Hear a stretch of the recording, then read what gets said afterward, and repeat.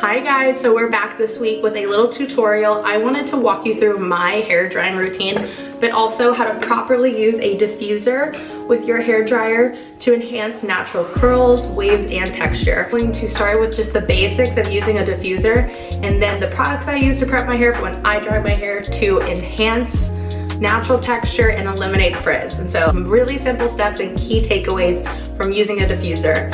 Some people are a little intimidated by it, so I just want to walk you through how I have found the best way to properly dry my hair when using a diffuser. So here's a few of my favorite little takeaways and methods that I prefer to use when using a diffuser style as opposed to air drying, or this is also the end result. You like this? Let's get right into the tutorial. So when using a diffuser, so the main difference when we use a diffuser attachment is the airflow. So this is going to really diffuse, hence the name, the amount of air that is administered when we are drying our hair. And it's really going to soften the airflow so that our hair can maintain its shape and texture. So my diffuser attachment is a magnetic. I've had this for years, but there are so many diffuser attachments out there. If your hairdryer does not have the diffuser attachment, I'm sure you can get one on Amazon. The main things, any hairdryer you use, any will do, but I recommend that there is a airflow setting and then a temperature setting. This is going to help us when creating the style and shape of our hair. Diffusers can be used for multiple things, but this one we are focusing on our natural hair and texture. So for example, when I turn this on, you're going to see, I'm going to add this to my hair and you're gonna see how the hair moves when I have a diffuser attachment as opposed to just the airflow. So how much air is actually coming out of this. I'm gonna turn on the highest speed so you can see the difference pretty easily.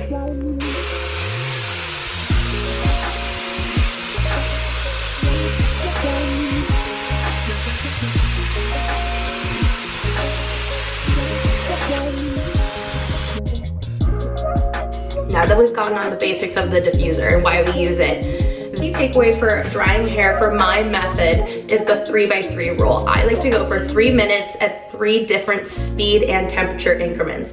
When you're first drying your hair, we are going to start at the highest speed and highest temperature because your hair has the most moisture left. The reason we start at the highest and work our way down to the lowest speed and lowest temperature is because once our hair starts to get drier, we don't need as much heat and we don't need as much speed because that is going to make our hair frizz up and lose its shape. So for the first 3, we're at high speed, high temperature. From minute 3 to 6, we're gonna do medium heat and medium speed to drop down. We're still drying our hair, but we're losing some moisture level, so we're dropping down the speed and temperature.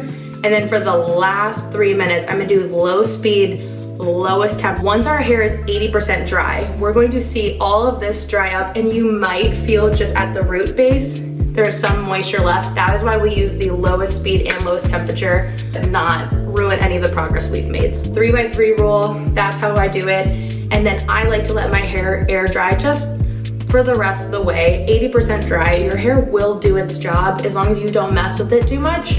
But really, 10 minutes is about as much time as I use with this. And then I let my hair do its thing to maintain health, length, and properly diffuse our hair to enhance its natural style and texture. So there's 2 main techniques I use when drying my hair. So one of them being, if you're looking for more definition and shape, you're going to dry, we're going to add our hair into this and dry from the bottom up. This is going to shrink the curl pattern and adding definition by scrunching it from the bottom up. If you're interested in creating longer, softer waves, we're going to do we call it the mermaid wave technique or the flop. And what I do on each side is I dry from here, really maximizing how much heat I put at the root. This is where we're gonna gain volume and shape at the root. So drying right here, with each passing wave, the curl pattern and style is going to stretch and kind of soften. So that's why I prefer this method, and it's gonna get a little bit bigger. So we'll flip it over here and you will do the same thing each side until you reach your level of dryness you would like. I like to do multiple techniques with drying to achieve this look. I have waves and some definition, curlier pieces in the front, and as you can see, the back of my hair is just a little bit straighter and I have more waves, so that's why we do multiple things. So no 2 pieces of hair is gonna look the same, so just let go of the control a little bit and let your hair do its thing. It really will be a huge relief lifted off your shoulders when you just embrace your natural style, texture, and I'm here to help you guys, so I hope this helps. We're gonna go jump over to products and prep and how I prep my hair for drying, and then I will walk you guys through my drying routine.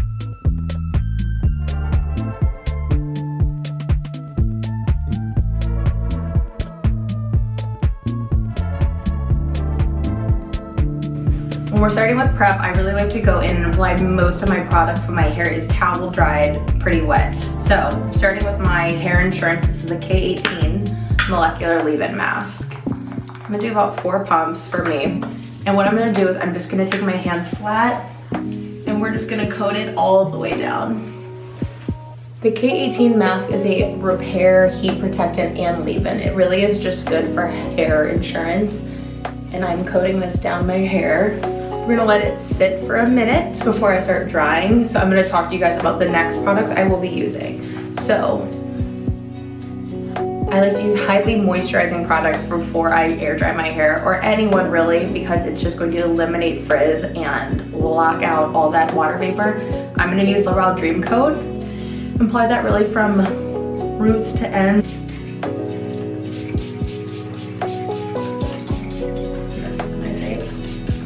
You're gonna douse your hair in this stuff.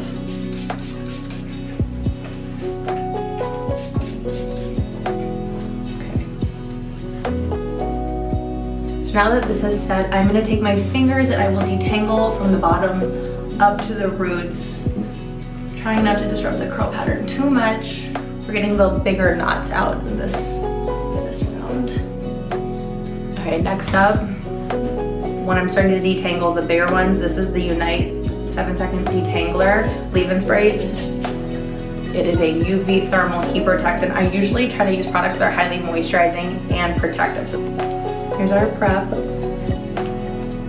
What's your day? Okay, so now that we have my hair prepped with all of my favorite leave-in products, K18 molecular leave-in mask for protection, colorwow Dreamcoat, humidity-proof curls. Another leave-in conditioner I like to cocktail my products with is the Unite 7-second detangler. And then before I dry, I'm going to apply one last product in, the Davines Love Curl Controller. Okay, so pro tip, would like to have a more controlled curl. You're going to take your product between your hands and you're going to directly slide it down your hair. The hair.